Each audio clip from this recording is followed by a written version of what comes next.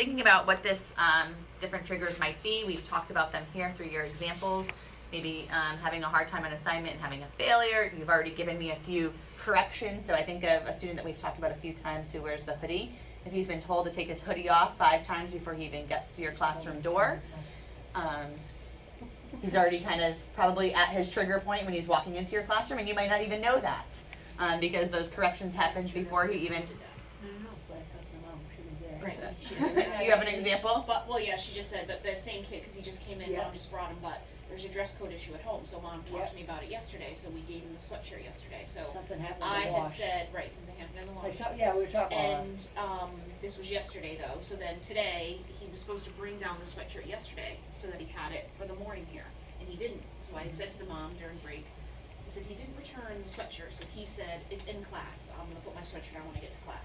So I had that conversation with him, but then if you also said something to him, like, No, I that could saw- also become. when he signed it. We were just talking, you know, Yeah. 'cause Jason, the whole Yeah. bit, we were talking. She Yeah. goes, who are you? She thought I was someone. So I think a couple times, so sometimes you're talking about it could be a natural thing. So the frequent correction, sometimes a classroom teacher doesn't even know. So Missy, you Yeah. probably didn't even know he'd already been Right, prompted or corrected Yeah. Right. 3 times before he came to your door. Yeah. And so he's already at his tipping point.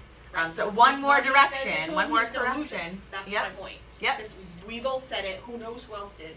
Yep. And now if he has an issue with teacher, he's Yep. gonna lose it on that teacher, because he's tired of hearing it. Yep. Because he will go, the other way.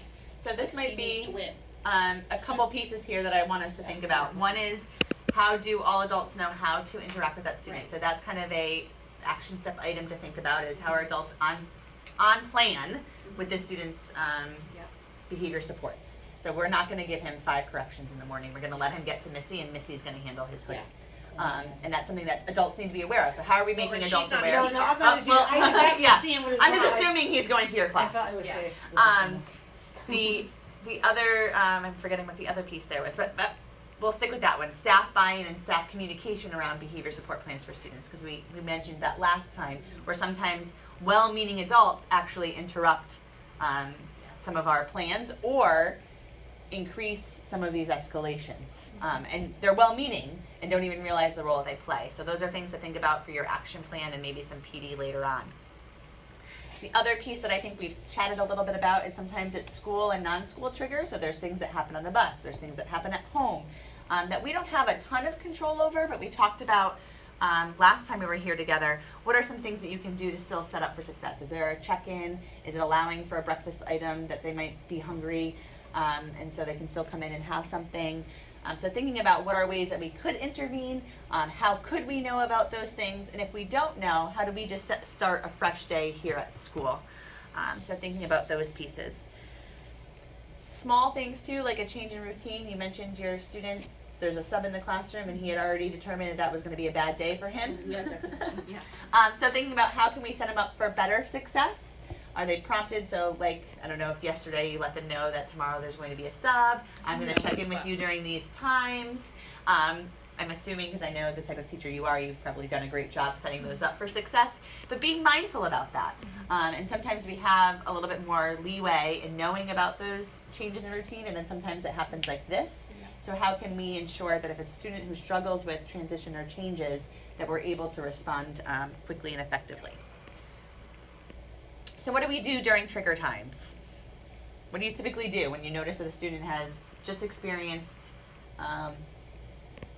one of those triggers, their pencil broke, and they shout out, "Oh, my pencil just broke"? How do you respond? Nothing's really that big of a, you know what I'm saying? Like, so you try to, Try to downplay it. yeah, you know, big deal, get another one, grab calm. grab one. Carry on. Keep calm. So we keep our own composure during this time. We offer them a strategy, grab another pencil, no big deal. So you give them that replacement behavior or that the strategy or tool that they could use. You guys are like, Intervene if another student tells them to shut up, because sometimes it's another student making it worse. Oh, yeah. yep. So the teacher has to kind of intervene and help that way, help the student. I think, can you just turn around and read my slides for I don't me? think You guys are perfect. So looking at these prevention and redirection. So going back again to this morning, that prevention and teach piece. So I assume that you've taught the student that if it breaks, you can always grab another pencil. Being the adult in the room and taking responsibility that you're going to manage this, and not allowing the peers to then play in, because oftentimes peers can lead to that escalation of behavior. So getting in now and managing it will be much better than allowing a whole classroom to be like chiming in and heightening the behavior. And sometimes the students like doing that, right? They know what buttons to push for certain students. Oh, yeah. And it's so amazing. that's And just as they fun. get older, you know, they definitely Yes, I work to think so. try and get the teacher off task. Right, right. So that They think it's funny getting the kid going. oh yeah, Right. they laugh at the kid who's getting in trouble or whatever the case may be. I noticed that more in grades 4 and up. Yeah. Right. So then again, if the student now is reacting, so you say, oh, it's okay, go grab another pencil, and the student goes to grab another pencil, we need to reinforce that. Awesome job of like letting that go and going to grab another pencil.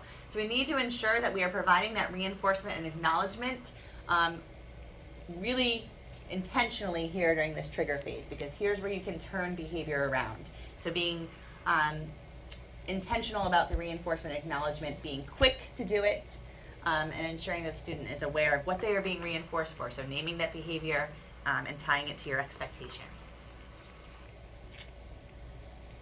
Agitation. So sometimes this is a slight shift that happens. Usually it could look like the student's off task. Maybe they're starting and stopping tasks. Maybe they're out of seat. They're looking for this peer or social interaction. So they're talking with others, shouting out. Maybe they're actually withdrawing. Sometimes it's just fidgety and movement in the classroom. So a trigger has happened, and now they're starting to show some behavioral components to it. So looking for that minor shift to this unfocused behavior. So what do? A lot of the same. So you are going to be modeling, again, your calm response.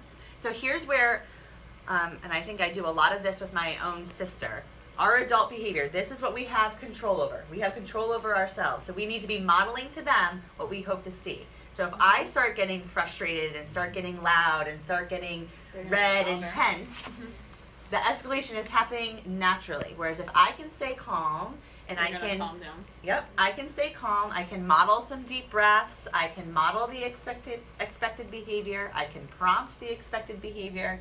I can reinforce others who are doing the expected behavior. We're going to have higher likelihood of success. So being mindful of our own behavior is really important.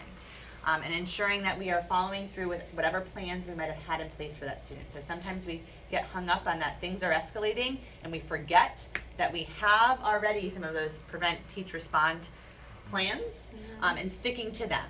So ensuring that we are familiar with those plans and sticking to them is really important. Providing some explanation can be helpful. So I think about the phrase there of reducing anxiety. Sometimes behavior is coming from a student who is not sure what's going to be happening next, or they're afraid they're going to fail. So some of this agitation might look like questioning, like, why do I have to do this? Or what's going to happen if?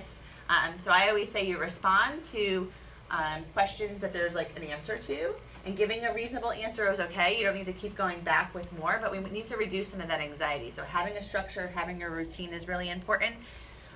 We don't want to now get into threatening behaviors, because we're still at a place where we can prevent escalation.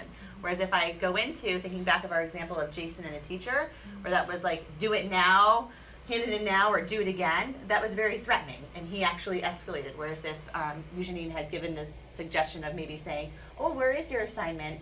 Could you get it during break, or is it in your locker? Might have actually de-escalated his behavior. So the threatening actually can lead to some more escalating behaviors. I added in a couple pieces here that come from a training on really de-escalation. So it comes from a restraint training, but this is the de-escalation techniques that I think go hand in hand with this agitation piece and looking at adult behavior. So looking at how we are communicating. So there's 3 parts of vocal speech: your tone, your volume, and your cadence. And I think some folks aren't even reflective on how their own speech comes across to students. So I'm going to go to volume. So I think we all can think of the yellers that like resort to, I'm just going to raise my volume of voice to get across the message. Or tone, I might be a little sarcastic, I might be snarky, I might sound frustrated. Cadence, rate of speech. I'm a fast talker all the time, and then when I start to get in an agitated situation, Much faster. I'm even quicker, Yeah. which sometimes escalates those around me because now they're feeling nervous because they sense my nervous, and then they start to get more agitated. So being mindful of each of those pieces, and how can we demonstrate our own calm during these phases. Some keys to limit setting. So we talked about we're not going to threaten, but we want to be ensuring that we're setting the positive expectation. Simple and clear, reasonable, and enforceable. So we want to be kind of direct. We want to state that positive expectation. And then if you're going to give one of those, I've seen oftentimes where a consequence is set up. So like if you don't do it, then you're not going to go to recess. If you don't have somebody who can supervise that student to not go to recess, not enforceable. So ensuring whatever verbal communication you're giving to the student at this time is something that you can actually stand by.